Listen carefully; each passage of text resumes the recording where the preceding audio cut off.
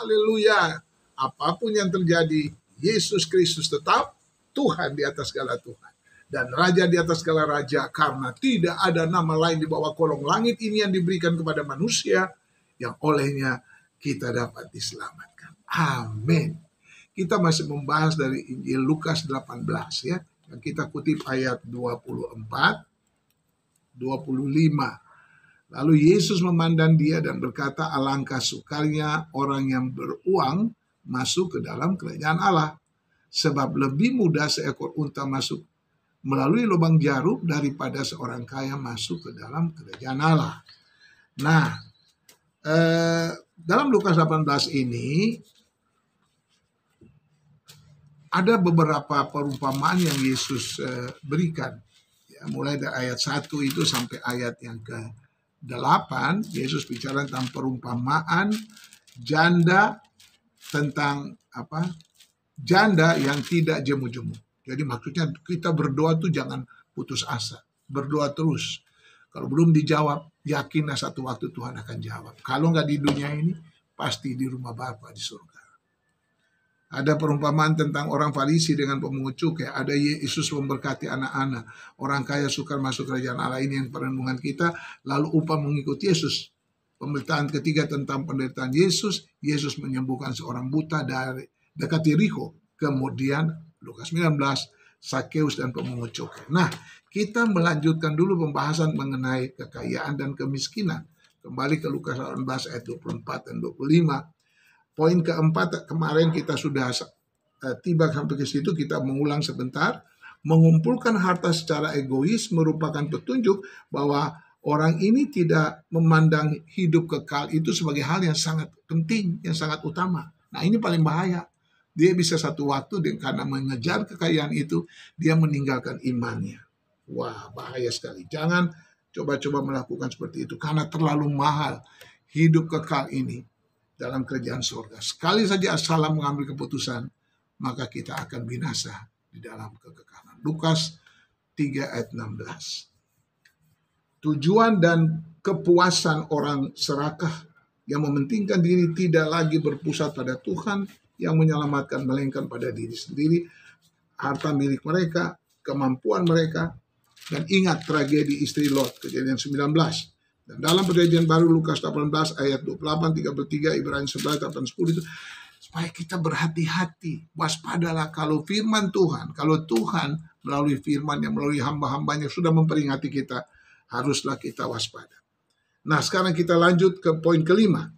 Kekayaan sejati bagi orang percaya, orang Kristen, terdiri atas iman dan kasih yang dinyatakan dalam penyangkalan diri dan hal mengikuti Yesus. Menyangkal diri apa? Kita mungkin punya kekayaan banyak, tapi kita tidak menganggap kekayaan ini. Yang penting Yesus di atas segalanya. Dia sumber segala kehidupan, lebih dari kaya raya, lebih dari konglomerat. Itu Yesus itu. Itu dia. Ibrani 11 ayat 1 sampai 3, 1 Korintus 13 ayat 4 sampai 7, Filipi 2 ayat 3 sampai 5. Orang yang benar-benar kaya adalah mereka yang telah bebas merdeka dari perkara-perkara duniawi dan keyakinan penuh bahwa Allah Bapa di dalam Yesus Kristus tidak akan meninggalkan mereka. Ibrani 13 ayat 5 sampai 6, 2 Korintus 9 ayat 8 dan Filipi 4 ayat 19. Yang keenam, poin keenam dari kekayaan dan kemiskinan ini. Keyakinan akan hidup kekal membuat orang percaya tidak akan memegang erat-erat akan kekayaan duniawi. Ini tidak mungkin dibawa ke surga, karena apapun yang kita miliki, surga itu bukan ada di dalam dunia ini, tapi ada dalam kehidupan kita, hidup kekal itu. Ya, bila Tuhan akhirnya memanggil kita pulang, Lukas 16 ayat 11, kita tidak membawa apa-apa. Sadarlah bahwa semua harta kekayaan dimiliki karena kerja keras kita itu berasal dari Tuhan, dan selama hidup di dunia ini semuanya harus dipakai bagi kemuliaan Tuhan. Berjaga-jagalah, kerajaannya melalui Yesus Kristus, kabar baik, beritakan Injil itu. kabar baik. Injil kerajaan itu harus terus diberitakan. Lukas 12 ayat 31-48. Di mana hartamu berada, di situ juga hatimu berada. Lukas 12 ayat 34. Yang ketujuh, setiap orang, siapapun dia, khususnya orang yang percaya pada Tuhan Yesus, hendaknya menyelidiki hati dan keinginannya sendiri. Apakah saya seorang yang serakah, seorang yang mementingkan diri sendiri, yang berkeinginan memiliki harta berkelimpahan, berlimpah-limpah, atau mengasihi jiwa-jiwa yang terhilang agar diselamatkan? Itu harus kita menguji diri kita. Pakai hartamu untuk memulihkan namanya. Yesus ditinggikan dan dimuliakan. Karena kita tidak akan membawa apa-apa kalau sudah dipanggil oleh Tuhan Allah ke surga. Kesimpulan, salah satu tugas yang Yesus anggap sebagai misinya yang dipimpin oleh Roh Kudus adalah menyampaikan kabar baik kepada orang miskin. Dan itu yang paling penting. Ya,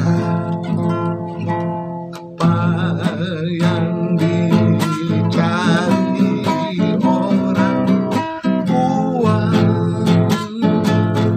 Apa yang dicari orang, pagi petang siang malam, uang, uang, uang. Bukan Tuhan Yesus. Marilah kepada Tuhan Yesus, cari dulu kerajaan Allah dan kebenarannya. Semuanya ditambahkan kepadamu. Amin.